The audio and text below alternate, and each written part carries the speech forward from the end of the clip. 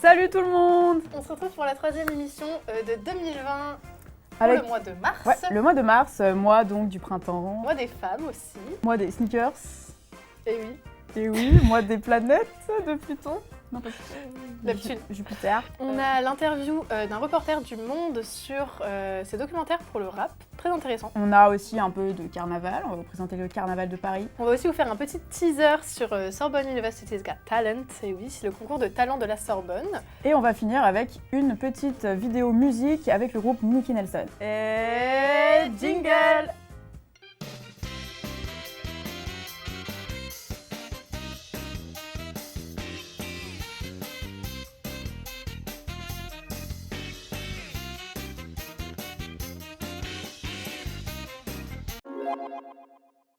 Et pour le mois de mars, dans la rubrique Dans la fac, on vous présente les SUGT. Sorbonne University's Got Talent. Concours de talent de la Sorbonne. Avec 4 associations, c'est ça? Il y a Paris c'est ça. Snus, TV Jussieu, Axio, Before et nous les Best. Télé Télé Sorbonne. On organise donc ces concours. Il y a des super prix à gagner. Inscrivez-vous.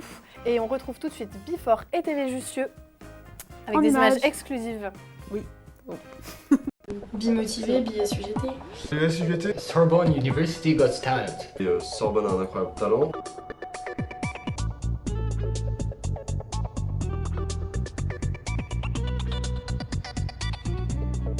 Le fonctionnement est simple, ça fonctionne comme l'émission La France a un incroyable talent.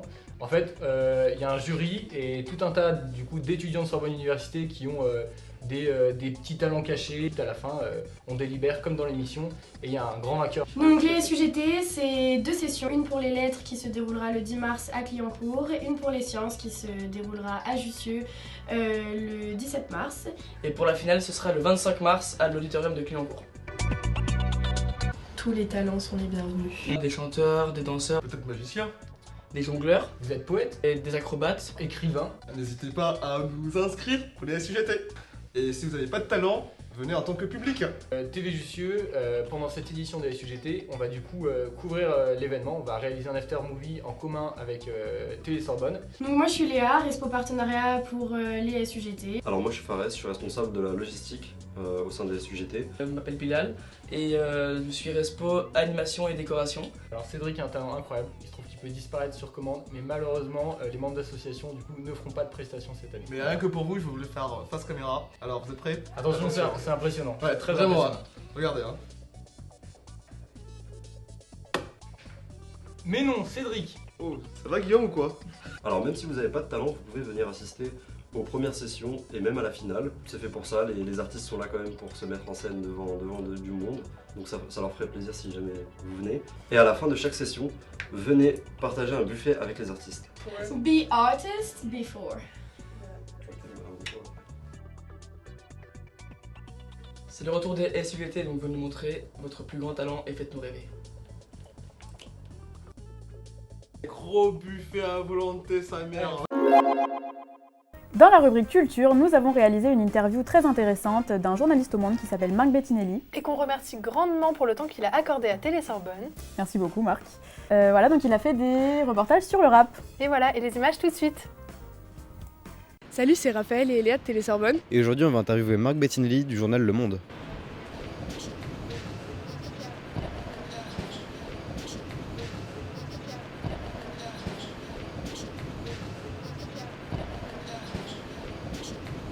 Je suis journaliste au Monde depuis 2014, donc ça commence à faire quelques années. Et je suis ici, c'est pour parler de ma série sur le rap qui s'appelle Rap Business. C'est une série donc en 4 épisodes qui est consacrée à l'industrie du rap et plus particulièrement à comment le rap est passé d'une musique underground au genre musical ultra dominant aujourd'hui en France, aux États-Unis et dans le monde plus généralement. Moi au départ je suis un fan de rap tout simplement, donc j'ai un intérêt pour ce genre musical là.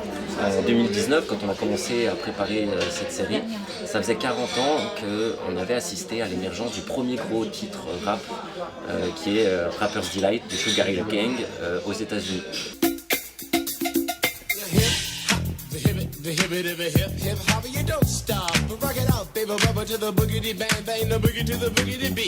Et donc on s'est dit pour les 40 ans de ce premier succès rap, est-ce est-ce qu'on ferait pas une série pour retracer cette émergence? On voulait pas que ce soit juste une série qui soit historique. Ça a déjà été fait de retracer l'histoire du rap à travers ses grosses têtes d'affiche, ses artistes, ses différents courants, etc. Moi, je voulais avoir quelque chose de tangible, donc m'intéresser davantage à l'économie, avec des chiffres à donner sur lesquels se reposer pour montrer cette évolution.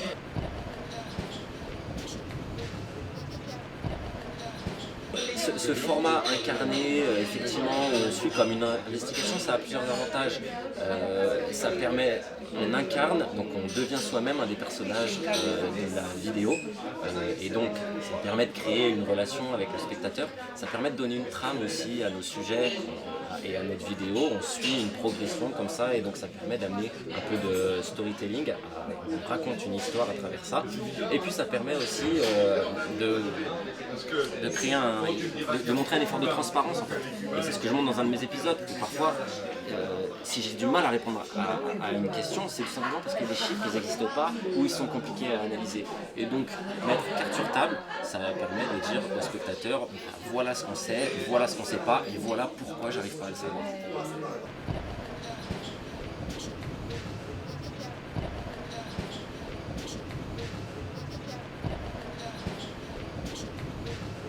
Le Monde, on peut dire qu'on est un média traditionnel, en tout cas le Monde papier, journal, tel qu'il a été créé. Aujourd'hui, nous en vidéo, ça fait quand même quelques années qu'on existe. Ça fait un petit peu moins de temps qu'on est sur YouTube, mais là on essaye d'être de plus en plus actif sur YouTube. Et oui, c'est clairement une ambition de s'adresser à une audience qui n'est pas forcément celle qui achète le journal. Je pense que ça se vérifie facilement dans les chiffres, mais la moyenne d'âge, nous, des gens qui nous suivent sur YouTube, elle est du 18, 24, 18, 30 ans. Ceux qui lisent le journal, j'ai pas les chiffres, mais c'est au moins le double, je pense. Donc oui, ça nous permet d'avoir des formats qui sont innovants, qui correspondent aux usages des gens de ces tranches d'âge-là, qui n'achètent que le journal, mais qui sont beaucoup plus sur un smartphone. Et d'ailleurs, ça se voit dans nos chiffres. Sur YouTube, on est consulté à 50-70% peut-être sur des smartphones. Donc c'est 1 an de réflexion, mais 3 à 4 mois de travail à temps complet. Dans le premier sujet, on parle de comment, en 1991, le fait de changer la façon dont on crée les charts a d'un coup permis de mettre en lumière la popularité du rap. Et donc ça, c'est une anecdote que j'avais repérée au milieu d'un article, c'était pas très clair, etc. Et on s'est dit, ah ouais, mais en fait non, il faut peut-être pas juste le présenter comme une anecdote, mais comment faire quelque chose de très large qui soit l'angle du sujet, et à partir de cet angle, en fait, on retrace l'histoire. Mais voilà, c'est une anecdote qui nous a intéressés, sur laquelle on a misé pour le premier épisode.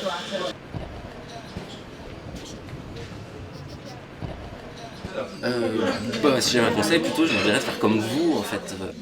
Ceux qui mènent la danse sur YouTube, c'est pas des journalistes, mais c'est des youtubeurs, ils se définiraient comme youtubeurs au départ. Et c'est des gens qui ont été très inventifs. Tout ça pour dire que, oui, si j'avais un conseil, ce serait de suivre ces gens-là, voire de soi-même mettre la main à la pâte et de commencer à créer en y allant pas à pas, avec pas forcément des grosses ambitions au départ, mais c'est comme ça qu'on s'améliore.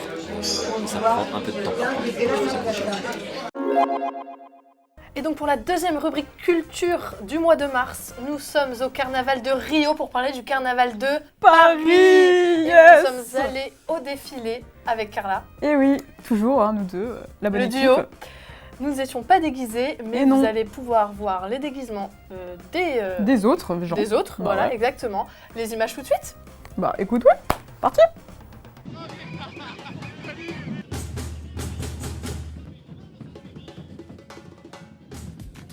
Dimanche 23 février, on s'est rendu avec Paul place de la République où 15 000 autres personnes étaient présentes dans une ambiance festive et colorée pour fêter le carnaval de Paris.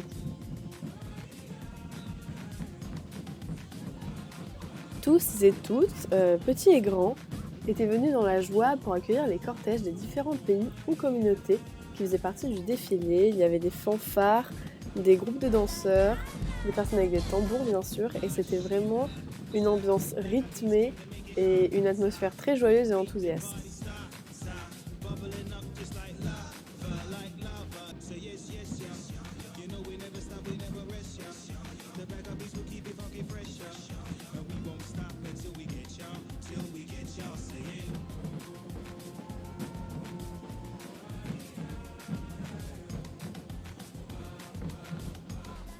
Un tel rassemblement permet de toucher plus facilement les personnes et de ce fait, beaucoup étaient venus défendre leur cause. Indépendance de la Palestine, réforme des retraites, sensibilisation à la déportation des Tchétchènes ou encore crise hospitalière. On les retrouvait eux aussi dans la joie malgré la tension de leur combat. Cependant, soyez-en sûrs, l'ambiance était festive et joyeuse, certains avaient amené leurs tambours, d'autres dansaient. Mais le carnaval, ça vient d'où ? Quelles sont ses origines et quelle est son histoire ? Sur l'origine du carnaval, deux théories s'opposent. La première avec des origines religieuses. Le carnaval précède le carême, un jeûne de 40 jours dans le calendrier catholique. Et donc, la veille de ce jeûne, qui est le mardi gras, on mange gras, on mange très sucré et on fait la fête et on défile dans les rues. L'autre théorie défend l'idée que le carnaval serait né bien avant, pendant l'Antiquité. Alors que les Grecs célèbrent Dionysos, le dieu de la fête et du vin, c'est dans cet événement que reposeraient les origines du carnaval. Pendant une journée, tous les rôles sont inversés. Les riches se déguisent en pauvres, les jeunes en vieux, les maîtres en esclaves, les esclaves en maîtres, et les habitants des cités s'amusent à défiler. Ce serait la naissance du carnaval, des déguisements et des défilés sur la place publique. Et maintenant, à vous de choisir à quelle théorie vous adhérez le plus. De nos jours, le carnaval est un phénomène mondial. Évidemment, il y a celui de Rio, le plus connu, où on y danse la samba, mais aussi le chaleureux carnaval de Dunkerque, ou encore celui de Venise, avec ses costumes chics, qui est beaucoup plus élégant que les autres. Dans la rubrique musique, du coup, on a interviewé Nicky Nelson. On vient juste d'écouter en direct, là, on a découvert à chaud la musique et tout, franchement, rien à Belle dire, instru, génial. on a bien aimé. Vous pouvez Bonne aussi instru. aller écouter sur YouTube. Voilà, on vous le conseille, et surtout, on vous conseille de regarder les images qui suivent tout de suite. Yes, bah alors moi, mon blast du coup c'est Nicky Nelson. J'ai un projet qui est sorti le 15 décembre 2019, qui s'appelle Original Daddy Nels, donc un de mes autres projets, un de mes autres blasts. Et du coup j'ai voulu faire ce projet-là de 10 titres avec des morceaux qui font partie de mes influences, c'est-à-dire qu'on peut retrouver du boom bap, du ragamuffin, un peu de dance et un petit peu de trap. Voilà. Alors en fait j'en ai plusieurs, donc mon premier groupe c'est 7S Gang. Donc en gros 7ème Sens et tout, que j'ai depuis 2013. Et sinon j'ai deux autres groupes qui s'appellent DSTM, qui est devenu maintenant Melting Pot Mafia, et un autre collectif qui s'appelle Blackness. Genre je commençais à écrire un texte et tout, ouais, c'était il y a plus de 10 ans, en 2008. Mais c'était vraiment histoire de déconner. Et puis après au bout d'un moment, la musique a pris, avec la vie que j'avais, une plus grande place dans ma vie. J'ai commencé par la danse déjà, vraiment, dans la danse hip-hop, breakdance, tout ça et tout. Le beatbox un petit peu. Et après, au bout d'un moment, la discipline du rap m'a correspondu. Et du coup, j'ai voulu faire quelque chose avec. Bon, déjà, je vais parler de mon groupe favori, c'est la Clica. Ça, c'est un secret pour personne. La Clica, les Sage-Po, bon, forcément les NTM, les IAM, les classiques, quoi. Et puis aussi, un peu moins connus, des groupes comme Leader Vocal, des groupes comme La Tribu, voilà quoi, tout ce qui est des années 90, c'est ma cam. Que ce soit français ou conneries, forcément les Mobb Deep, les Nas, les Wu-Tang. Moi, l'âge d'or du rap français, c'est les années 90. Et puis même l'âge d'or du rap dans le monde en général, que ce soit aux États-Unis ou ailleurs, il y avait vraiment le fond, la forme. Et c'est ce style-là qui m'a le plus touché. Et du coup, j'ai voulu, en commençant ce mouvement-là, retranscrire un petit peu avec un peu plus de modernité. En plus, il y avait l'avènement de 995, l'entourage, tout ça. Donc, il y avait des artistes déjà un petit peu qui faisaient un petit peu mon délire, quoi, quand j'étais plus jeune. Pour mon projet original d'Adinel, j'ai fait la majorité des prods, donc du coup sur FL Studio 12. Donc ça fait quoi depuis 2013 que je pratique ce logiciel. Mais là, il y a un autre projet qui arrive qui va s'appeler Enquête de Vibe, et là, ça sera la majorité de mes prods, quoi. Donc ça sera la totalité même. Voilà. Alors déjà, pour l'écriture, actuellement, je veux dire que ça dépend. Il fut un temps, c'était exutoire, effectivement. Avec la vie que, voilà, c'était assez compliqué. Donc, il fallait que j'extériorise d'une manière ou d'une autre. Donc au départ, il y a eu la danse, après le rap. Mais maintenant, c'est l'envie de faire du son, c'est la passion, c'est avoir des choses à dire, c'est faire le bilan de sa vie et puis le bilan musical. En composant, on a des idées qui viennent. Et puis sinon, quand on compose des fois des prods, on n'a pas l'inspect tout de suite. Mais ça revient plusieurs fois. Des fois, on peut écrire 2-3 phrases et puis revenir une semaine ou un mois après et poursuivre le texte, quoi. Quand on passe de la précarité à vouloir essayer de faire quelque chose de créatif, faut s'organiser, c'est assez compliqué. Mais après, pour l'instant, on est dans le domaine encore de se lancer, de ne pas lâcher le steak en fait.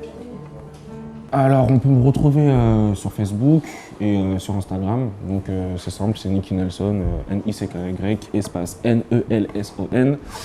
Et voilà, il y a des petites vidéos, on voit mes projets aussi qui sont présentés. Et puis voilà, des fois des petits freestyles justement. Alors, tout ce qui est Spotify, Deezer, enfin, ce genre de réseau-là, enfin, ce genre de plateforme, c'est pas encore mis parce que j'ai pas encore finalisé certains projets, enfin, certains trucs à la SACEM et tout. Mais là, c'est en cours. Donc, avec mon manager, on est en train de travailler sur ça et tout.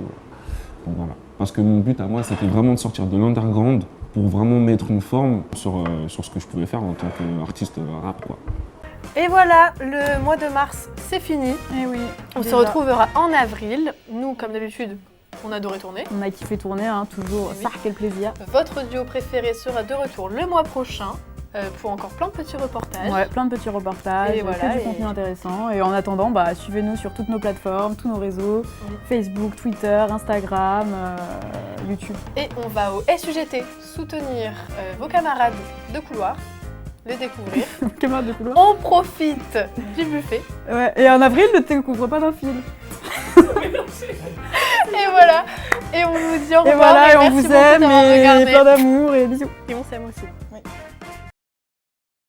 Non, par contre, là, je suis rouge comme une tomate.